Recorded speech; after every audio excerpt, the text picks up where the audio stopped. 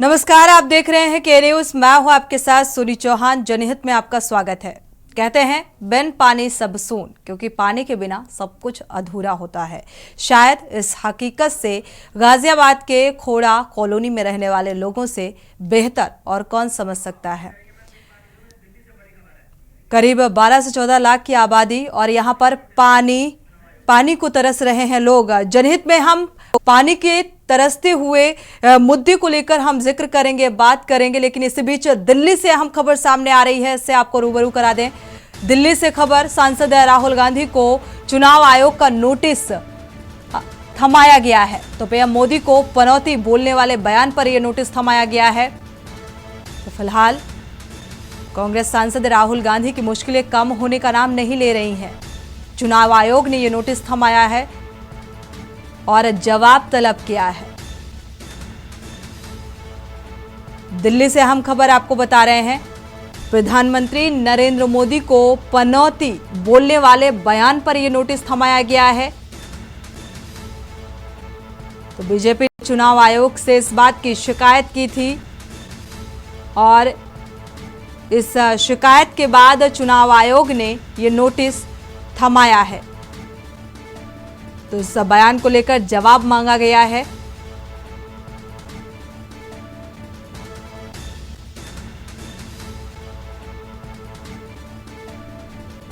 तो कांग्रेस सांसद राहुल गांधी ने अपने बयान में प्रधानमंत्री नरेंद्र मोदी को पनौती जैसे शब्द से संबोधित किया और इसी को लेकर चुनाव आयोग से इस बात की शिकायत की गई थी, जिसके चलते ये नोटिस थमाया गया है, जवाब तलब किया गया है।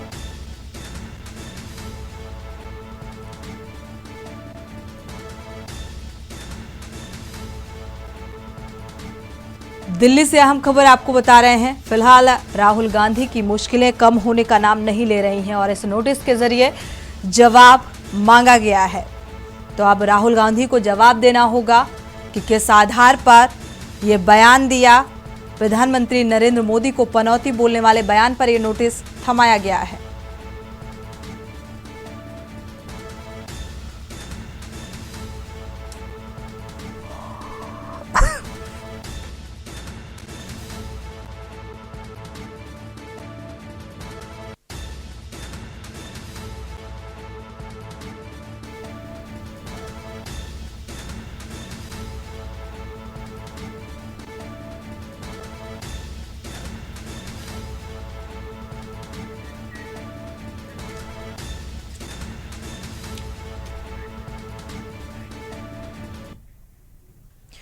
रुक करते हैं जनहित का। जनहित में वापस लौटते हैं। दरअसल बूंद बूंद को तरस रहे हैं लोग पानी के लिए, और पानी जिंदगी जीने के लिए बेहद जरूरी होता है।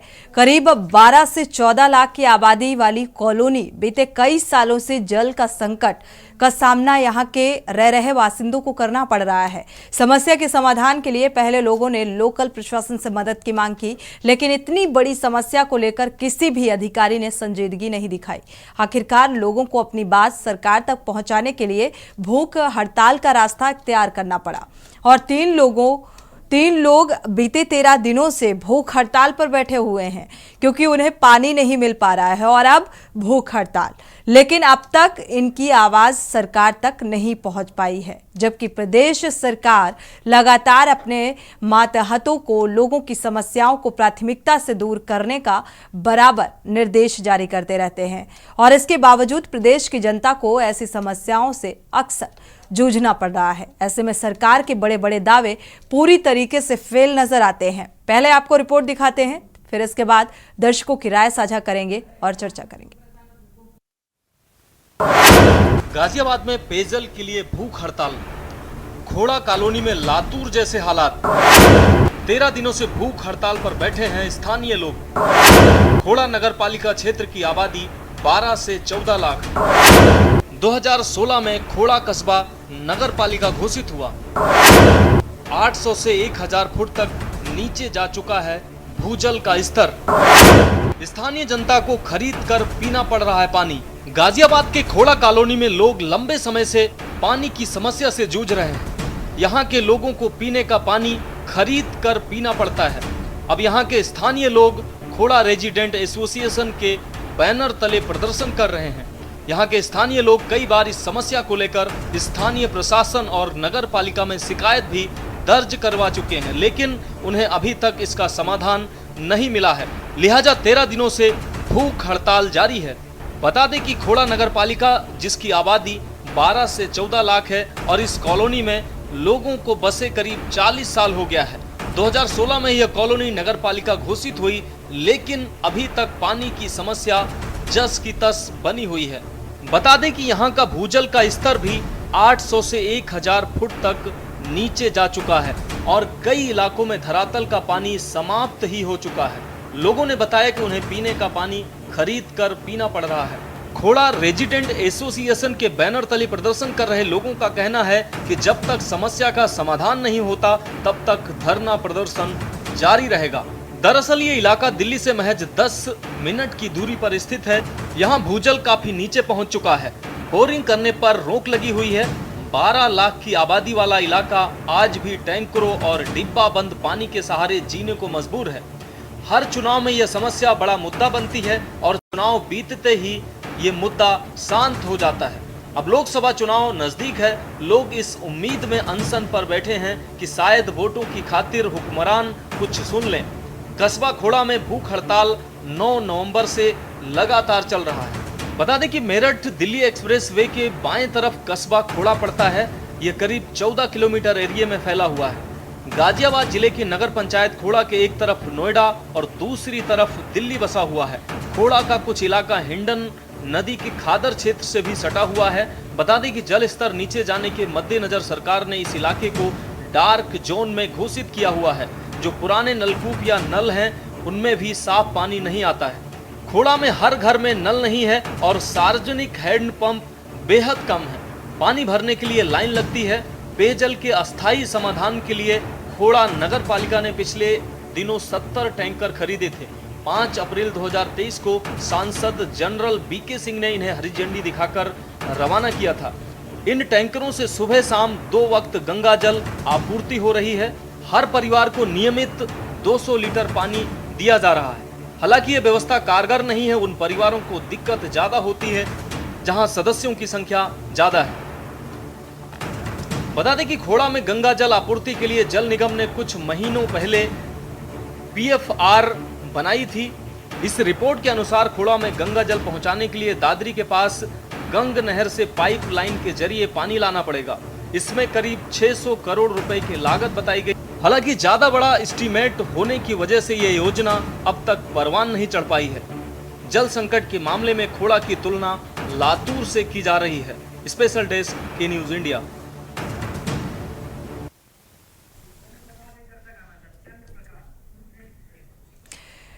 लातूर, कतर जैसी स्थितियां, बुंदेलखंड के कुछ इलाके ऐसे हैं जो पानी से वंचित हैं। ऐसी ही स्थितियां बनती हुई नजर आ रही हैं गाजियाबाद के इस इलाके की। हम चर्चा करेंगे, उससे पहले एक दर्शक जुड़ चुके हैं, उनकी राय साझा कर लेते हैं। चंद्र प्रकाश जी जुड़े हुए हैं, स्वागत है आपका। अपनी राय साझा कर सकते हैं चंद्र प्रकाश जी। मैं ये कहना चाहता हूँ कि हरियाणा का दक्षिण हरियाणा जो क्षेत्र है वहाँ किसी समय में यही प्रॉब्लम थी जो आप बड़ी प्रमुखता से इस मुद्दे को दिखा रहे हैं जी। मैं ये कहना चाहता हूँ कि उस समस्या के निदान के लिए क्या हुआ, वहाँ के लोगों ने प्रयास किया, वहाँ के MLA MP का घेराव किया और उनसे कहा कि जब तक आप पानी की व्यवस्था नहीं करेंगे तब तक हम आपको चैन से नहीं रहने देंगे। अंततः MP और MLA दोनों को झुकना पड़ा। मैं ये कहना चाहता हूँ कि 90% मैडम 90% सहयोग रेलवे का है। जहाँ रेलवे लाइन बिछी होती है वहाँ पानी की समस्या निदारद होती है। कारण क्या है कि वहाँ जो है रेलवे विभाग समुचित व्यवस्था करता है। अंत में मैं इतना ही कहना चाहता हूँ कि जो पानी का स्रोत रहा है वो हमारी छतें भी है। उन छतों को इस ढंग से मकान बनाया जाए कि जो भी बरसात में पानी है उसको हम संरक्षित करें और अपने उपयोग में लाएं। इतना ही कहना चाहता हूँ। धन्यवाद।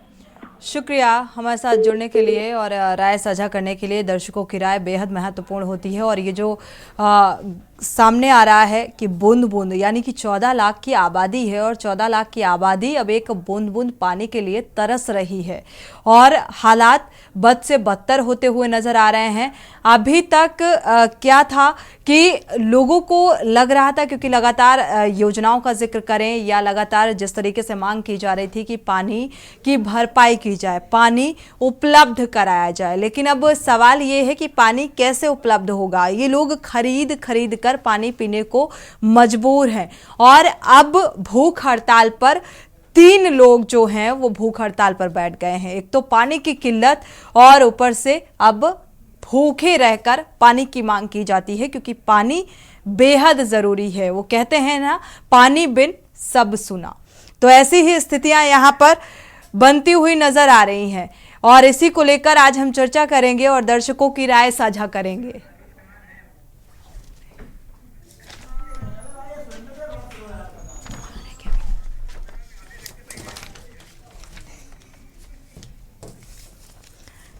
तो हमारे साथ गाजियाबाद से सामाजिक कार्यकर्ता नरेश कुमार जी भी जुड़े हुए हैं। स्वागत है आपका इस चर्चा में शामिल होने के लिए। राजेश द्विवेदी बीजेपी नेता, आपका भी बहुत बहुत स्वागत इस चर्चा में शामिल होने के लिए। सपा से शिवचरण जी जुड़े हुए हैं, स्वागत है आपका इस चर्चा में शामिल होने के लिए। और कांग्रेस से बबीता सिंह जी जुड़ी हुई हैं, आपका भी बहुत बहुत स्वागत इस चर्चा में शामिल होने के लिए। शुरुआत बीजेपी नेता से कर लेते हैं, राजेश द्विवेदी जी से। राजेश, अगर आप राजेश जी सुन पा रहे हैं तो जाहिर सी बात है ये एक बहुत बड़ी समस्या है। पानी के बिना तो कोई कुछ सोच भी नहीं सकता। एक बार खाने के बिना रह सकता है लेकिन पानी के बिना नहीं, और 14 लाख की आबादी है जो पानी की किल्लत से जूझ रही है। बहन जी ने तो खेल खराब कर लो अपनों, सब कहीं तो जाना ही पड़ा है वो भाई। अब बहन जी कह रही हैं। राजेश जी जी आपसे मेरा सवाल है, आपकी प्रतिक्रिया। देखिए मैडम, जो भी हमारे पूरे उत्तर प्रदेश के परिवार हैं, हम सबको हमारी एक प्राथमिकता है कि हम सबको जो है विकास मुहैया कराएं। जल का जो संकट है उसकी दूरी होगी। निश्चित है सरकार की जो प्राथमिकता है वो अपने हिसाब से जो है कार्य कर रही है, और वहाँ के परिवार को यदि किसी प्रकार से पानी के लिए दिक्कत है तो वो व्यवस्था तत्काल प्रभाव से सरकार के लोग जो है वहाँ लग करके कराएंगे और किसी को कोई दिक्कत नहीं आएगी। राजेश जी, कितना आसान होता है कम शब्दों में समस्या पर कोई भी प्रतिक्रिया दे लेना, लेकिन आप जो तस्वीरें देख रहे हैं, क्या ये तस्वीरें आपसे कुछ कहती हुई नज़र नहीं आ रही हैं? क्योंकि एक लंबे अरसे से यहाँ पर मांग की जा रही है। जिस तरीके से जो घड़े हैं वो सूख चुके हैं और पानी की किल्लत से त्राहिमाम मचा हुआ है, और अब भूख हड़ताल करनी पड़ रही है यहाँ के लोगों को, और भूख हड़ताल के बाद भी ये आवाज़ जिम्मेदारों तक नहीं पहुँच रही है। देखिए मैडम, मैंने आपसे कहा कि ये सरकार की प्राथमिकता है और कोई भी परिवार जो है जल के बिना नहीं रहेगा। जल ही जीवन है और हमारी प्राथमिकता है। निश्चित है हम संबंधित वहाँ के प्रशासन अधिकारी जो भी लगे होंगे उनसे जो है वार्ता करके वहाँ के पानी की मुहैया कराई जाए। ठीक है, इसी बीच एक दर्शक जुड़े हुए हैं, राय साझा कर लेते हैं। चेन्नई से प्रेम जी जुड़े हुए हैं, स्वागत है आपका प्रेम जी, अपनी राय साझा कर सकते हैं। मैं एक ही बात बोलना चाहता हूँ कि ये जो पानी से तरस रहे हैं इनकी देखिए सरकार की अवस्था देखिए कि सरकार ने चिल्ला के वोट मांगे कि घर घर नल, घर घर जल, और वो अभी तक मांग रहे हैं और उन्होंने गिना दिए कि गिनती हमने करोड़ों घर में नल दे दी। तो मैम ये देखने की चीज है कितना झूठा वादा है। आज देखिए अगर हम आपके ऊपर में कोई लांछन लगाते हैं झूठा तो आप मेरे ऊपर केस कर देती है। मैं बोलता हूँ जब सरकार इतने झूठे वादे की है तो सरकार के ऊपर केस क्यों नहीं हो जाता है। हमारे सीएम साहब और पीएम साहब को इस कटघरे में खड़ा करना चाहिए। ये 14-15 लाख की जनता जो मर रही है इनको तो सीधा पीएम और सीएम से क्वेश्चन करना चाहिए, जनता से क्वेश्चन करने का सवाल ही नहीं उठता है। आप देखिए बिल्कुल पीएम और पीएम के लिए कुछ नहीं, सवाल तो शासन स्तर पर ही पूछे जाएंगे। प्रेम जी, आप लोगों की तो राय चाहिए होती है ऐसे मुद्दों को लेकर, ऐसी समस्याओं को लेकर, क्योंकि आम जनता को भी तो पता चले कि शासन और प्रशासनिक स्तर पर कितनी जिम्मेदारी बरती जा रही है। इस लिहाज से आम जनता की सहूलियत के लिहाज से ये मुद्दे हम उठाते हैं और इन पर बात करते हैं। शुक्रिया हमारे साथ जुड़ने के लिए और राय साझा करने के लिए। अगले दर्शक गिरीश जी जुड़े हुए हैं, स्वागत है आपका गिरीश जी, अपनी राय साझा कर सकते हैं। गिरीश जी आप सुन पा रहे हैं जी? हेलो, पानी की समस्या को सरकार तत्काल हल करने की कोशिश करे, लेकिन मैं ये कहना चाहता हूँ कि देश को बताया था भगवान श्री कृष्ण ने गांवों के रूप में और हर आबादी के बीच में खुली जगह हुआ करती थी। अंग्रेजों ने बसाया पार्कों के रूप में खुली जगह दी, लेकिन आज मनमाने तरह से आबादी बसाई जा रही है और सैकड़ों किलोमीटर तक कोई खुली जगह नहीं होती है। आखिर प्राकृतिक संसाधन पानी या हवा ये सब मिलेंगे कैसे? तो सरकार ये जो आबादी बढ़ाती चली जा रही है अपने मतलब से नेता लोग ये रोके। इसके अलावा आबादी जो है एक ही जगह पर जो आके सेंट्रलाइज हो रही है, इस गतिविधि को तत्काल बंद करें। लोग अपने आवास अपने गांवों में अपने कस्बों में बनावें। जब सब कोई शहर में एक शहर में ही आके बस जाएगा तो वो जगह सैकड़ों किलोमीटर तक अगर कच्ची नहीं रहेगी तो पानी मिलेगा कहाँ से? तो इसलिए जो है ये जो प्लानिंग पुअर प्लानिंग है, भगवान श्री कृष्ण से बड़े इंजीनियर हैं मोदी साहब और बाकी तमाम नेता भी हैं। तो वो सब नेता लोग मिलके मोदी कृष्ण भगवान की ही प्लानिंग को खत्म कर दिया हिंदुस्तान से। गांव के रूप में बसेंगे तो आपको पानी है, हवा है और सब चीज आपको मिलेगी। कूड़ा फेंकने की जगह मिलेगी, नष्ट करने की जगह मिलेगी, प्राकृतिक परिवर्तन के लिए जगह मिलेगी। अगर आप शहरों के रूप में बिल्कुल कृत्रिम चीजों को बढ़ावा दिया जा रहा है, प्राकृतिक चीजों के साथ छेड़छाड़ की जा रही है और उसका खामियाजा इस तरीके से आम जनता को भुगतना पड़ रहा है, ये कहना है आपका। शुक्रिया हमारे साथ जुड़ने के लिए और ये राय साझा करने के लिए। दर्शकों की राय ऐसे मसलों को लेकर बेहद महत्वपूर्ण हो जाती है। हमारे साथ खास मेहमान लगातार जुड़े हुए हैं। अगले दर्शक किसी बीच जुड़ चुके हैं मेरठ से उमेश जैन जी। उमेश जैन जी स्वागत है आपका, अपनी राय साझा कर सकते हैं। नमस्ते मैडम जी। नमस्ते मैडम, मैं ये कहना चाह रहा था जी कि जो पानी की समस्या है खोड़ा गांव खोड़ा नगर में जी, हाँ, जो मैं ये कहना चाह रहा था जो खोड़ा नगर पालिका में पानी की शिकायत है ये बहुत बड़ी समस्या है। 12 लाख आबादी के लिए गवर्नमेंट को सोचना चाहिए और गवर्नमेंट को तुरंत इस समस्या को बिल्कुल जो योजनाएं अधर में लटकी हैं उनको अंतिम रूप और पूर्ण करना चाहिए, ये जिम्मेदारी बनती है सरकार की। शुक्रिया हमारे साथ जुड़ने के लिए और राय साझा करने के लिए। हमारे साथ और भी मेहमान जुड़े हुए हैं, रुक कर लेते हैं। सपा नेता और बबीता सिंह कांग्रेस प्रवक्ता भी जुड़ी हुई हैं। बबीता जी आपका रुक करेंगे। जो योजनाएं लॉन्च की जाती हैं, हर घर नल हर घर जल की योजना कितनी सार्थक होती हुई नजर आ रही है। ये 14 देखा जाए 14 लाख की आबादी है जो बूंद बूंद को तरसती हुई नजर आ रही है और अब भूख हड़ताल करनी पड़ रही है इन्हें पानी के लिए।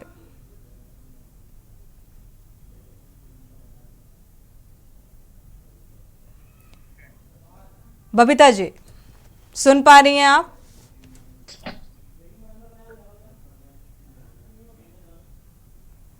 बबीता जी अगर आपको आवाज मिल पा रही है, आप सुन पा रही हैं? जी जी, मैं ये कहना चाहूंगी कि बहुत बड़ी समस्या है जल नहीं मिलने का और इसकी आवश्यकता तत्काल पूरी होनी चाहिए ताकि लोगों को जो उनकी मूलभूत आवश्यकता है वो मिल जाए। और इसके लिए तो उन्हें प्रयास और ज्यादा करने चाहिए। आम आदमी को भूख हड़ताल के लिए या परेशानी के लिए नहीं बैठना चाहिए, ये सरकार की जिम्मेदारी होती है, तो ये तो उन्हें पहले ही कर देना चाहिए। ठीक है, सपा प्रवक्ता भी जुड़े हुए हैं, शिवचरण जी का रुख कर लेते हैं। शिवचरण जी, ये जो गाजियाबाद के खेड़ा से ये जो खबर सामने आ रही है, खेड़ा कॉलोनी के जो लोग हैं वो एक एक बूंद पानी के लिए अब तरस रहे हैं, क्या वजह मानते हैं?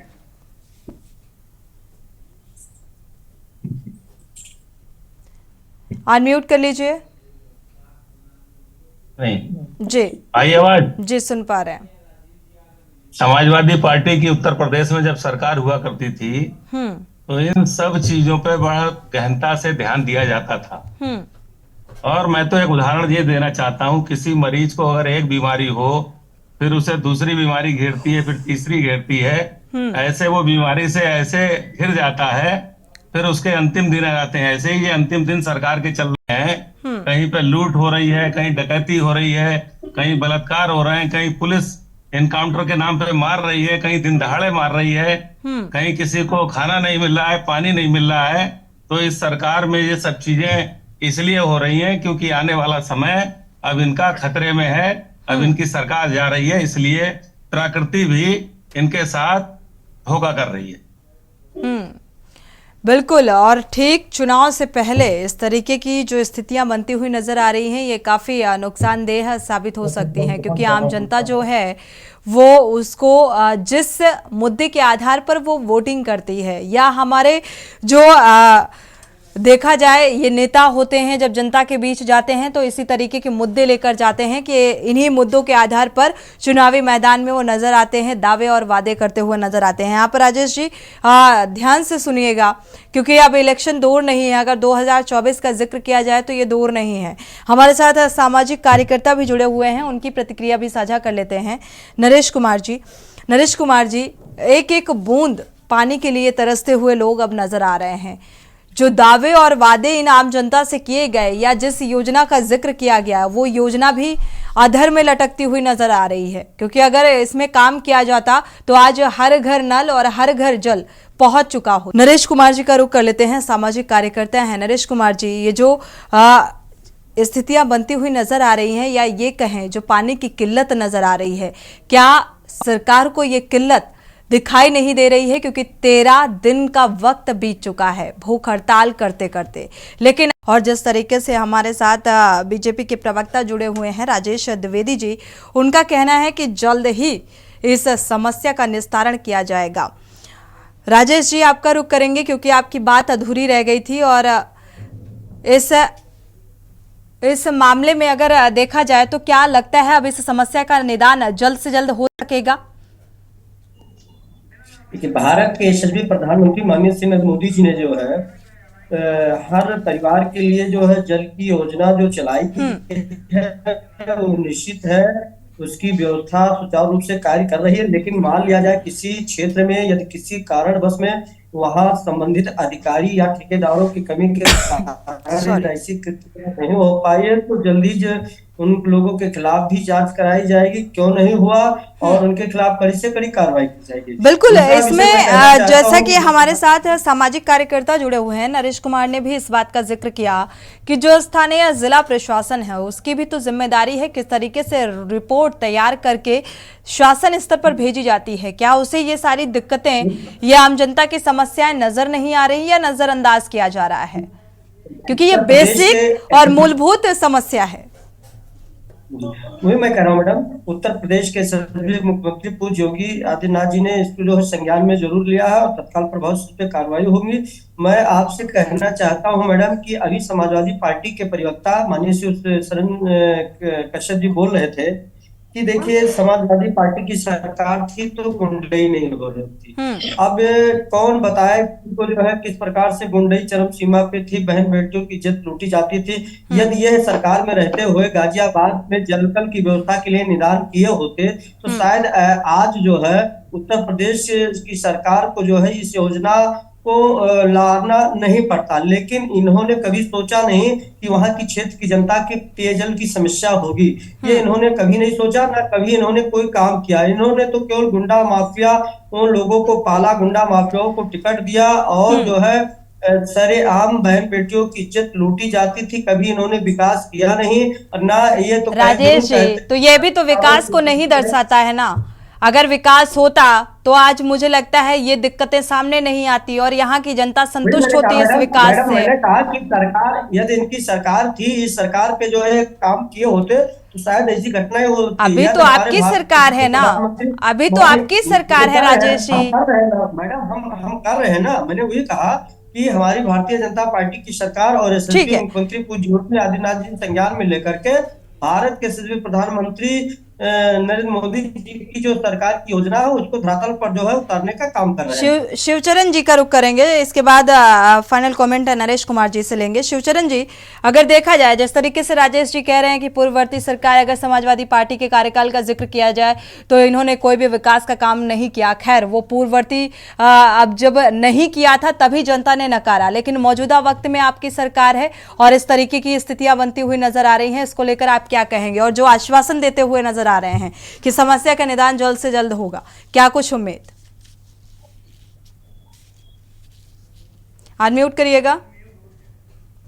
जैसा कि मुझे जानकारी मिल रही है, 14 लाख लोगों को पानी का संकट सामने आ गया है। तो इनको एक तो वहां नए बोरिंग पे बिल्कुल पाबंदी लगा देनी चाहिए, समरसेबिल पे पाबंदी लगा देनी चाहिए और वहां तुरंत जल की व्यवस्था करना चाहिए। जब आदमी को जल ही नहीं मिलेगा तो फिर वो कैसे उसका जीवन रहेगा? जल ही जीवन है, ये भी नारा हम लोग दिया करते थे। ये बिल्कुल भूलते जा रहे हैं। ये तो सिर्फ झूठ बोलने पे भरोसा रखते हैं। जैसे 15-15 लाख रुपए खाते में आएंगे, 2 करोड़ नौकरियां हर वर्ष लगवाएंगे, किसानों की आय दुगनी करेंगे। ये सिर्फ झूठी बातें कह के ही गुमराह करके वोट लेने का काम करते थे। अखिलेश जी ने इतने काम करा दिए हैं, ये तो कभी जीवन में सोच नहीं पाएंगे। तमाम 100 डायल 102 1090 तमाम ऐसी योजनाएं चला दी जिससे गरीब आदमी को लाभ हुआ। इनने बिल्कुल पढ़ाई लिखाई चौपट कर दी है, फीस दुगनी चौगनी 10 गुनी बढ़ा दी है, हर चीज पे महंगाई ही महंगाई कर दी है। ये इनका विकास है। इनका विकास तो ये है कि जितना बढ़िया झूठ बोल लो उतना बड़ा विकास है। चलिए, नरेश जी बैठे हुए हैं, उनका फाइनल कमेंट ले लेते हैं। इसके बाद समय बचता है तो जरूर आपसे जवाब लेंगे राजेश जी। लेकिन इस समस्या पे गौर फरमाइएगा क्योंकि ये समस्या बहुत विकराल समस्या है। नरेश कुमार जी, जिस तरीके के आरोप और प्रत्यारोप के बीच अगर राजनीति का जिक्र करें तो राजनीति हर मुद्दे पर चरम होती है और यहाँ भी होती हुई नजर आ रही है, बजाय ये सोचने की कि इस समस्या का समाधान कैसे किया जाए। जो जनता प्यास से तो पहले ही पानी से तड़प रही थी, अब भूख हड़ताल करने को मजबूर है क्योंकि पानी इनकी जिंदगी के लिए बेहद जरूरी है। मैडम, ये एक राजनीतिक मुद्दा नहीं है कि चाहे सपा वाले या कांग्रेस वाले आपस में एक दूसरे की बात करते रहे कि आपकी सरकार रही और हमारी सरकार रही। तो सपा को यहाँ से जनता ने नकार दिया, तो आज क्या बीजेपी को भी नकार दिया जाए? जनता को इस ओर भी ध्यान देना चाहिए कि बीजेपी को भी गाजियाबाद से नकार दिया जाए, क्योंकि भारतीय जनता पार्टी काम कर रही है। भारत के सचिव प्रधानमंत्री नरेंद्र मोदी की सरकार की योजना को लॉन्च किए, अमृत सरोवर बनाया जा रहा है, जल संरक्षण के लिए व्यवस्था की जा रही है। मैंने ये कहा कि पूर्ववर्ती सरकारों में ऐसा काम पूर्ववर्ती सरकारों में क्या हुआ इसलिए जनता ने नकारा था उन्हें। राजेश जी, इस बात को ध्यान में रखिएगा। मैंने यही कहा, हमारी जी जल संरक्षण के लिए योजनाएं लाई गई है, हर घरों में नल की व्यवस्था की जा रही है, पानी की टंकियां बन रही है, लोगों के जीवन से कोई खिलवाड़ नहीं किया जाएगा। करने पड़ रहे हैं, ठीक है, तो क्यों ना आज विकल्प के रूप में एक दूसरी सरकार का चयन किया जाए? क्या जनता को इस ओर ध्यान देना चाहिए? ठीक है, बिल्कुल ठीक बात। नरेश जी, आप जो कह रहे हैं कि अगर ऐसा ही है, पूर्ववर्ती सरकारों ने अच्छा नहीं किया, जिम्मेदारी से काम नहीं किया, विकास नहीं किया, तो जनता ने उन्हें नकार दिया, तो क्या यही विकल्प आज भी मौजूद है? राजेश जी, ये कह देने से नहीं होता है कि सरकार, मौजूदा वक्त की सरकार जिम्मेदारी से काम कर रही है, विकास कर रही है। अगर कर रही है तो वो जमीनी स्तर पर दिखना चाहिए। शुक्रिया आप सभी मेहमानों का इस चर्चा में शामिल होने के लिए। लेकिन समस्या बेहद और विकराल है और बड़ी समस्या है और इसीलिए इन लोगों को भूख हड़ताल के लिए बाध्य होना पड़ा है पानी के लिए। और 13 दिन का वक्त बीत चुका है लेकिन अभी तक कोई सुनवाई होती हुई नजर नहीं आ रही है। इसी के साथ जनहित में फिलहाल बस इतना ही। आगे खबरों के लिए आप देखते रहिए के न्यूज़ इंडिया।